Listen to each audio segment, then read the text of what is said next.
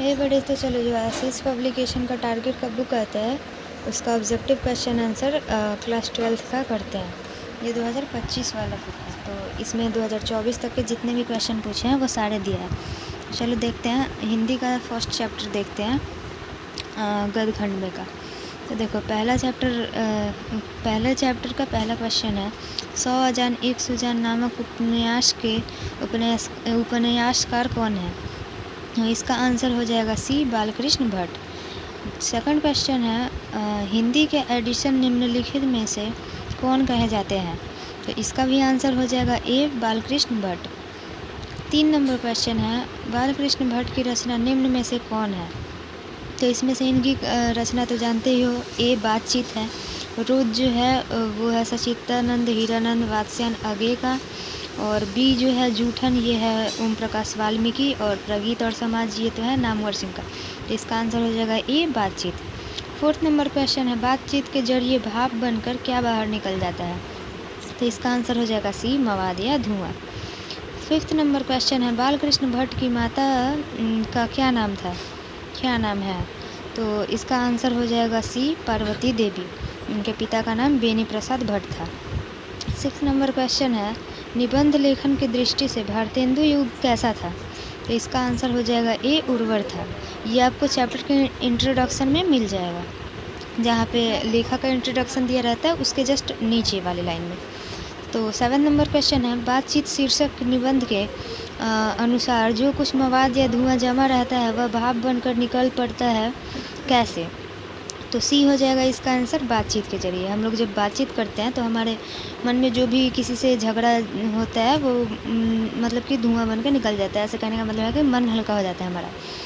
8 number question है जैसा काम वैसा परिणाम किस लेखक द्वारा रचित प्रसन्न है। इसका आंसर हो जाएगा सी बालकृष्ण भट्ट। इसमें ज़्यादातर का आंसर मैक्सिमम मतलब आंसर इसका बालकृष्ण भट्ट ही होगा, क्योंकि उनके ही लिखे उपन्यास होते हैं और जो भी। तो चलो 9 नंबर क्वेश्चन देखते हैं बालकृष्ण भट्ट के पिता का क्या नाम था। तो इनके पिता का नाम मैंने पहले ही बताया था जब माता का नाम बताया, बेनी प्रसाद भट्ट। तो इसका आंसर बी हो जाएगा। 10th नंबर क्वेश्चन है दमयंती स्वयंवर किस लेखक की रचना है। तो चैप्टर हम लोग पढ़ रहे हैं बालकृष्ण भट्ट द्वारा लिखित, तो उनका ही होगा ऑब्वियसली। 11 नंबर क्वेश्चन है बालकृष्ण भट्ट की रचना बातचीत क्या है। तो इनकी ये एकांकी नहीं है, एकांकी बस इसमें मतलब कि डी है ललित निबंध। अगर यहाँ पे ललित ना दिया हो, केवल निबंध भी दिया हो तो आप उसको टिक कर दीजिएगा, लेकिन अगर ललित निबंध दिया हो तो वही होगा। तो इसका आंसर डी होगा। 12th नंबर हमारा क्वेश्चन है बालकृष्ण भट्ट किस युग के निबंधकार थे। तो इसका आंसर हो जाएगा वो भारतेंदु युग के थे। इसका आंसर बी हो जाएगा। और एक युग भारतेंदु युग कितने सालों का, तो 12 वर्षों का एक युग होता है। ये भी अपने जीके क्वेश्चन के लिए याद रखना। बाकी 13 नंबर क्वेश्चन है मनुष्य की बातचीत का उत्तम तरीका क्या है। तो इसका आंसर हो जाएगा डी अवाक होकर अपने से बातचीत करना, मतलब कि आत्मवार्तालाप करना। इसका आंसर डी हो जाएगा। 14 नंबर हमारा क्वेश्चन है संवाद में सबसे महत्वपूर्ण क्या है। इसका आंसर हो जाएगा सी आत्मीयता। वैसे इसमें मुझे ऑब्जेक्शन था इसलिए मैंने इस पर मार्क कर रखा है, वो मैं आपको बाद में अगर क्लियर कर दूंगी अगर ये गलत हुआ तो। बाकी 15 नंबर क्वेश्चन है बालकृष्ण भट्ट का जन्म कब हुआ था। तो ये तो आप सबको याद ही होगा 23 जून 1844 को। 16 नंबर हमारा क्वेश्चन है संयोगिता स्वयंवर रचना है। तो किसकी रचना है, तो वही बालकृष्ण भट्ट द्वारा लिखित है, उनकी ही रचना है ये भी।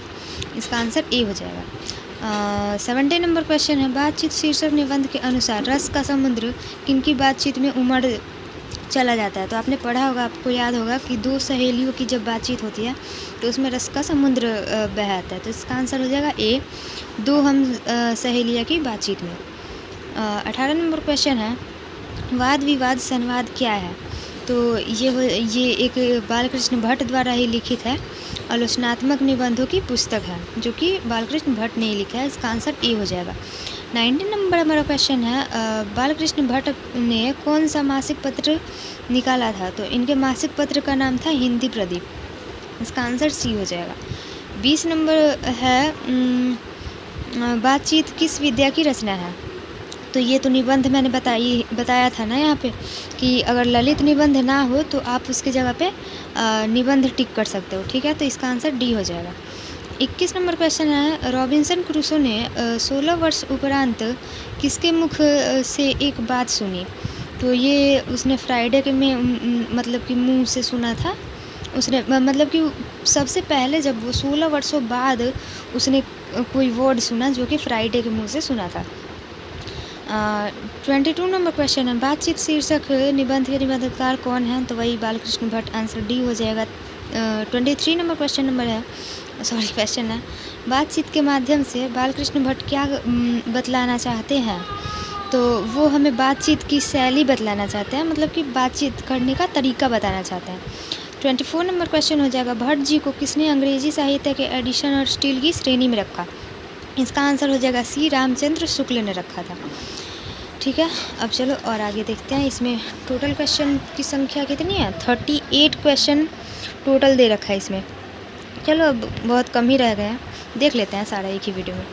25 नंबर क्वेश्चन है, बालकृष्ण भट्ट का निवास स्थान कौन सा है? तो उनका निवास स्थान इलाहाबाद उत्तर प्रदेश, जो कि प्रयागराज इसका इलाहाबाद का नाम है, उत्तर प्रदेश में पड़ता है। 26 नंबर क्वेश्चन है, बालकृष्ण भट्ट ने किस पत्रिका का संपादन किया? तो उन्होंने हिंदी प्रदीप पत्रिका का संपादन किया था। इसका आंसर सी हो जाएगा। 27 नंबर क्वेश्चन है, बालकृष्ण ने हिंदी प्रदीप नामक मासिक पत्रिका निकालना कब प्रारंभ किया? तो 1877 में उन्होंने प्रारंभ किया था। इसका आंसर ए हो जाएगा। 28 नंबर क्वेश्चन है, बालकृष्ण भट्ट के पिता पेशे से क्या थे? तो वो एक व्यापारी थे। इसका आंसर बी हो जाएगा। 29 नंबर क्वेश्चन है, कौन सा उपन्यास बालकृष्ण भट्ट द्वारा रचित है? तो इसका आंसर हो जाएगा सी, 100 अजान एक सुजान, बालकृष्ण भट्ट ने ही लिखा है ये। 30 नंबर क्वेश्चन हो जाएगा, गायक के नाटक के प्रारंभ में होने वाले मंगल पाठ को क्या कहा जाता है? तो नांदी पाठ कहा जाता है, बी। आप चैप्टर अगर डिटेल में रीड किए होंगे तो आपने देखा होगा, ये पढ़ा होगा। 31 नंबर क्वेश्चन है, रॉबिन्सन क्रूसो को कब तक मनुष्य का मुख देखने को नहीं मिला था? तो उसे 16 वर्षों बाद, हमने पिछले क्वेश्चन में भी देखा कि 16 वर्ष बाद उसने किसी के मुख से पहली आवाज़ सुनी थी, और कौन था वो? तो फ्राइडे के मुंह से सुना था। इसका भी आंसर सी हो जाएगा, ये 16 वर्ष तक। 32 नंबर क्वेश्चन है, बोलने से ही मनुष्य के रूप का साक्षात्कार होता है, यह किसने कहा था?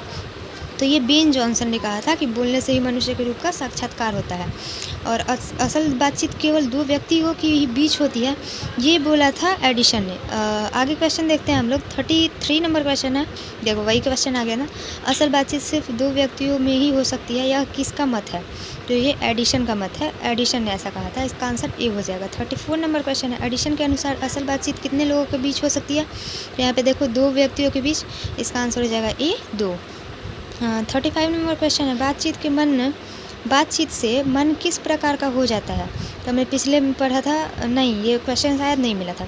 इसका आंसर वैसे सी हो जाएगा, हल्का और स्वच्छ हो जाता है। जैसे हम लोग अपनी इच्छाएं किसी से बता देते हैं, हमारे मन में जो चल रहा होता है वो हम अंदर रखते हैं, तो हमें बहुत ही गुस्सा